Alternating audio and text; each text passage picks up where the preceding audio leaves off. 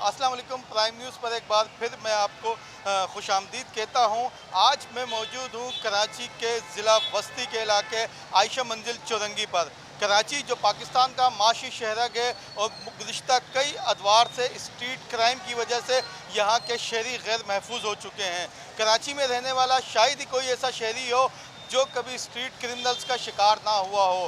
Mobile phone हो या कोई भी कीमती अशिया, मोटरसाइकिल सवार या गाड़ी में सवार अफराद आते हैं, असला दिखाते हैं और छीन कर ले जाते हैं। मुज़ाहमत की जाए तो गोलियां मारकर कत्ल भी कर दिया जाता है और कोई पूछने वाला नहीं। कराची में अब तक एदाद-ओ-शुमार के मुताबिक गुज़िश्ता एक माह के दौरान 20 से ज़ायद अफराद को गोलियां मार दी गई हैं स्ट्रीट क्राइम के वारदातों के दौरान मुज़ाहमत करने पर। और कई घरों में हमने देखा है कि स्ट्रीट क्राइम का जो शिकार होते हैं उसके बाद जब उनका प्यारा जो है वो जान से चला जाता है तो उनके घरों में फाकों की नौबत आ जाती है।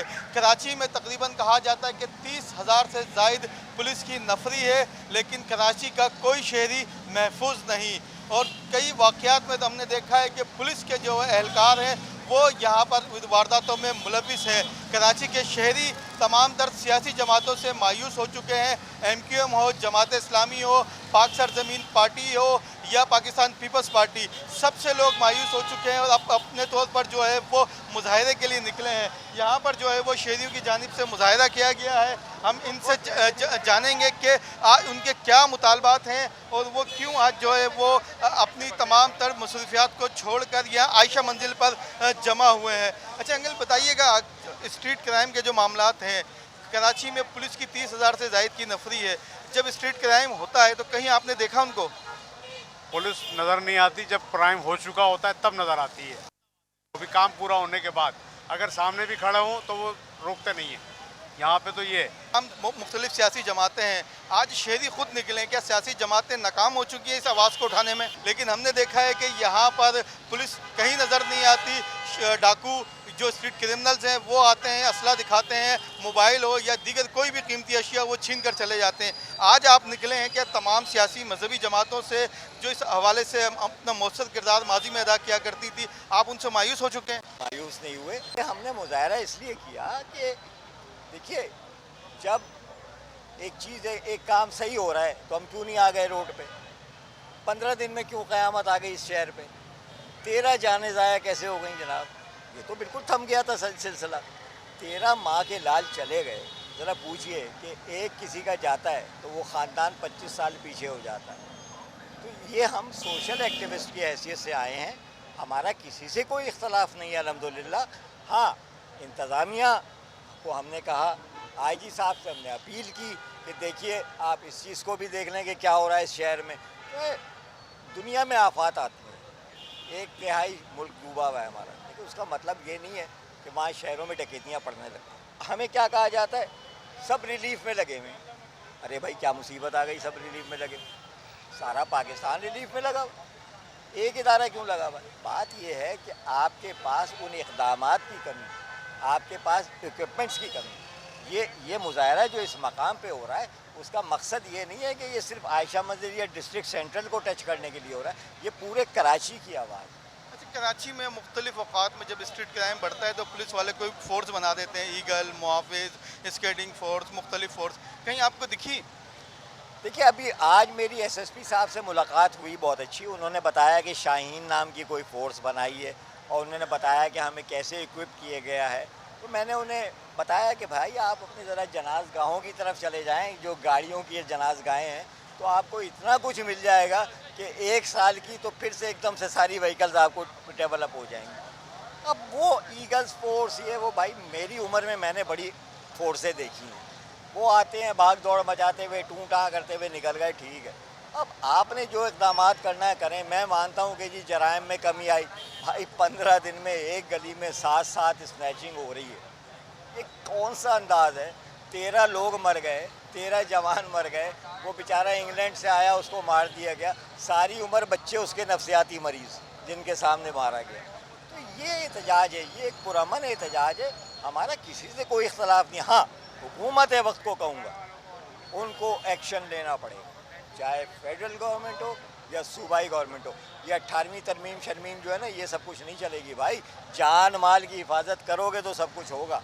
लोग। देखिए बिल्कुल शहरियों का यही कहना है कि हुकूमत वक्त को अब जागना होगा और पुलिस के ज़रिए तमाम तर चीज़ों को कंट्रोल करना होगा, चाहे सूबाई हुकूमत हो चाहे वफाकी हुकूमत हो।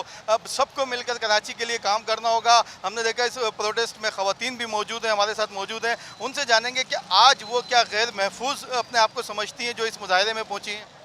अस्सलाम वालेकुम, शबाना ख़ान, मैं कराची रेजिडेंसी की वीमेंस विंग की प्रेसिडेंट हूँ और आज हम लोग जो गैदर हुए हैं एक पुरअमन एहतजाज के तौर पर हमारा प्रोटेस्ट है, क्योंकि आप देख रहे हैं कराची के शहरी जिस तरह सर्वाइव कर रहे हैं, स्ट्रीट क्राइम्स हो गए, मर्डर्स हो गए, बड़ी प्रॉब्लम हम लोग फेस कर रहे हैं। तो मैं चाहती हूँ कि जितने आप DIG से हैं, आप लोग हमसे बेहतर समझते हैं और बाकी जितने हजरात हैं कि जो इस पोस्ट पर हैं और जो उसको हैंडल कर सकते हैं दे कैन हैंडल। और मैं ये चाहूँगी कि जिस तरह हम लोग अब पहले पानी, बिजली, गैस के प्रॉब्लम से सर्वाइव कर रहे हैं उसके, तो अब मैं चाहूँगी कि देखें जिस तरह से कराची के स्ट्रीट क्राइम, हम कहीं से गुजरते हैं तो हमें ये सोच कर डर लगता है कि बराबर में कोई गाड़ी या बाइक आकर रुकी है तो ऐसा ना हो कि ऐसा कुछ प्रॉब्लम हो जाए, कोई स्नैचिंग हो जाए। मर्डर से लेकर स्नैचिंग से लेकर किडनैपिंग से लेकर, यानी कि कराची बिल्कुल गैर महफूज है। औरतें तो क्या, मर्द हजरात भी महफूज नहीं है। जब दिल चाहा किसी को मार दिया, थोड़े से हम रेजिस्ट भी नहीं कर सकते कि किस तरह से हम अपने आप को बचाएं। ये टैक्स जो है वो आवाम देती है, लेकिन हमने देखा है कि आवाम की हिफाजत के लिए कहीं पुलिस नहीं होती, जबकि जो वज़रा हैं या जो मिनिस्टर्स हैं या जो सरकारी अफसरान भी हैं 16 ग्रेड से ऊपर के, उनके पास पूरी मोबाइलें जो है वो प्रोटोकॉल के लिए होती हैं। तो क्या आप समझती हैं कि आपका दिया हुआ टैक्स का पैसा सिर्फ हुक्मरानों की अय्याशियों के लिए? देखिए, मैं इस हिसाब से तो कि इतना ख़ास नहीं कहना चाहूँगी, मगर मैं कहना चाहूँगी कि देखिए हमें कुछ कहने की ज़रूरत नहीं है। आप लोग सब समझदार हैं और माशाल्लाह अल्लाह ताला ने नवाजा और इस पोस्ट पर अगर दिया है तो इसकी भी पूछ है।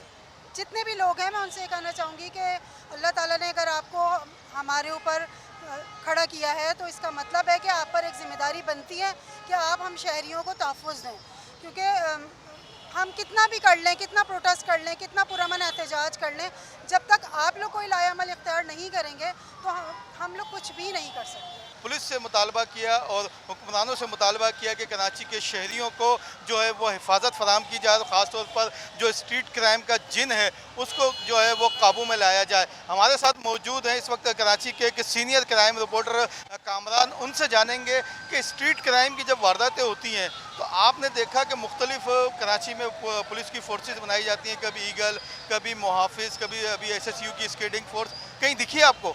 जी देखें, सिंध पुलिस की जानिब से कराची को संभालने और स्ट्रीट क्राइम को ख़त्म करने के लिए मुख्तलिफ तजुर्बे किए गए हैं।